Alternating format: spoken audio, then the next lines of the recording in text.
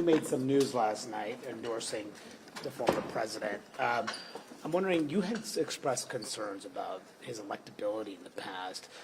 Last night, his showing with independent voters was somewhat lackluster. Do you have concerns about that as we head into November? I think the single most important thing we can do is to replace Joe Biden. His policies at the border, in terms of America's standing around the world, where our enemies don't fear us and our adversaries don't trust us. Our friends don't think they can rely on us. So I think it's important to unify behind the candidate, and I respect the voters' choice in Iowa and New Hampshire.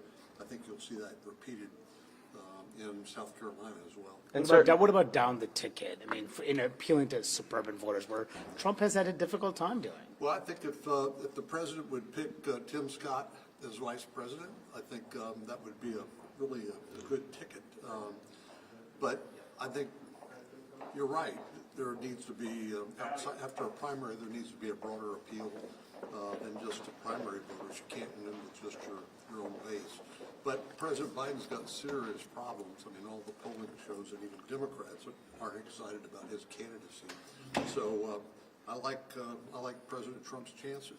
And sir, another primary yesterday where the border was the top issue. This is something that's high in the mind of voters. Yeah. How much has that lit a fire and made possible these kinds of border negotiations that are going on right now here? Well, I think President Biden knows he's in trouble, and Democrats know they're in trouble for the open border policies of the last 3 years. It's been an unmitigated disaster. From the 108,000 Americans died from drugs that have been smuggled across the border to just what's happening in our major cities like New York, Chicago, and elsewhere. And the birds are coming home to roost. And the Biden administration is struggling to figure out, how can we mitigate this damage? I think it's probably too late, because this is not something they're going to be able to turn off like a water faucet. But if there's things we can do to make things better, to reduce the flow of humanity coming across the border, I think that's something we ought to consider. Would you say there seems to be a lot of frustration in the conference right now about these talks, the direction of these talks? How would you characterize about the mood in the conference right now? Well, I think once people can see what the text is, I think that's the biggest source of frustration, is these negotiations have been between a small group of people. And so there's been a lot of speculation. What's in it, what's agreed to, what's not agreed to.